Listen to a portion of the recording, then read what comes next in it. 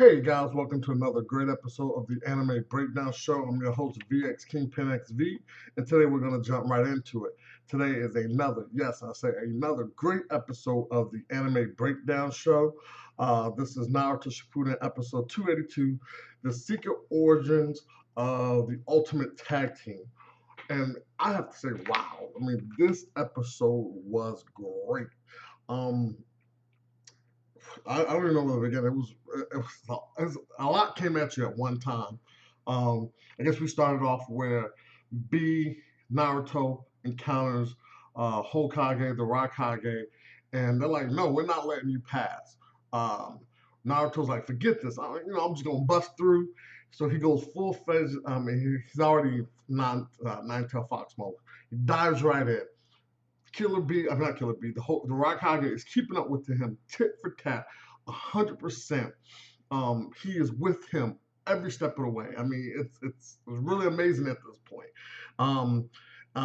He then, I'm trying to think, he then kind of says something to Naruto about, you're almost as fast as the Yellow Flash or something like that, but I'm faster, but the Yellow Flash was faster than me. And I'm thinking he did some low blows about his dad, basically saying, Jiraiya Sensei said he was a child prophecy savior and he failed.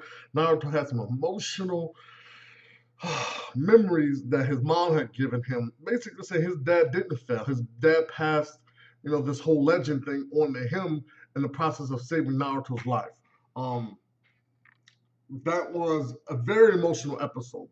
Those two episodes. If anybody remembers, I have to let one down. I mean, it was some emotional shit. Like, you gotta be man enough to say it was some emotional shit. And even when he was throwing that shit in his face, you kind of felt bad. Like, man, that's not cool, man. That's that man's dad. That man's dad is dead. But nonetheless, it was still good. Then you had Killer B step in.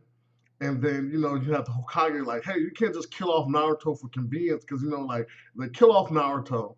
It would give them time. The war would be postponed, this, that, and the other. But the Hokage is like, I'm not going to let you make that kind of decision without everybody else. You don't have the right.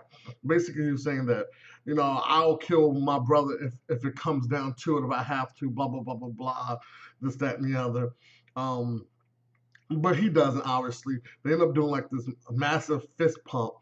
And boom, here we go, flashback. But this was really good flashback. Flashback we wanted to know, flashback that we care about. The flashback was about how Killer B and the Raikage came together. Basically, the Raikage needed a full-time bodyguard, a lifetime bodyguard, where they would work together as the ultimate tag team, but they have to master the double lariat or lariat, whatever, where they do like the cross angle head chop off that they did on our boy Kisame way back when they're doing one of those battles. They went to a bunch of different kids. They found Killer B. The Raikage took him under his wing, started training him, telling him, look, you gotta get your power level up, this, that, and the other. They went on a couple of missions together.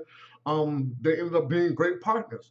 Eventually, they ended up meeting Naruto's dad on a battlefield. Now, when you talk about true speed goes to the Raikage. Without his teleportation jutsus, the fourth Hokage, he's not fast. That's his jutsu. It doesn't make him fast. Just like Toby has his teleportation jutsu, that doesn't make him fast that he can dematerialize and materialize at a moment's notice. That's a part of his jutsu. I'm talking about true speed. If anybody ever remembers that, the episode called Irate Run, that's true speed. That's just running pop. Just keeping it going. But anyway, the Raikage got the beat on that. I mean, obviously he can keep up with it. At his age, he can keep up with the nine-tailed fox at his fastest. He's got some true speed. But the Hokage with this flying thunder god technique, he can be somewhere at his moment's notice. You have to wait. Wait and I'll be right out. Wait and I'll be right out. Let me...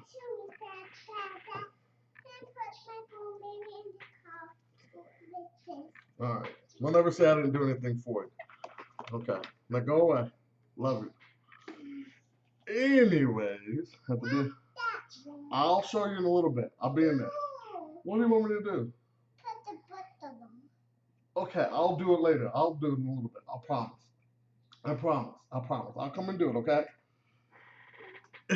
Anyway, I am so sorry for the interruption. Um, so basically, what was they end up meeting in the woods. Um, he does his trick where he throws out a bunch of different kunai knives, kind of take notice of where they are, and that's where he's zipping back and forth to. The last one he did was Killer Bee kind of helped out his brother, but he was able to plant a flying thunder god technique on him, a dojutsu on him, and end up behind Killer Bee. But Killer Bee was kind of slick. He already had the knife out. He was already prepared for it. So I thought that was really slick how all that happened, how they were kind of testing each other's wits. It was some good stuff. It was a great episode by far. It was really good. Great backstory and very enjoyable. You guys gotta let me know if you guys enjoyed this backstory. Did you feel kind of upset when he threw Naruto's parents in front, threw him in the face, talking about your dad's not here now? What you gotta say about that? This is a mission to protect you guys, blah, blah, blah, blah, blah. Like I said, great episode. Really enjoyable. Obviously, they've changed up the songs in these. I'm going to do a breakdown of those just because they show a lot of different things that are yet to come. But anyway, as always, do your thing below and rate, comment, and subscribe. Peace! Yeah, boy.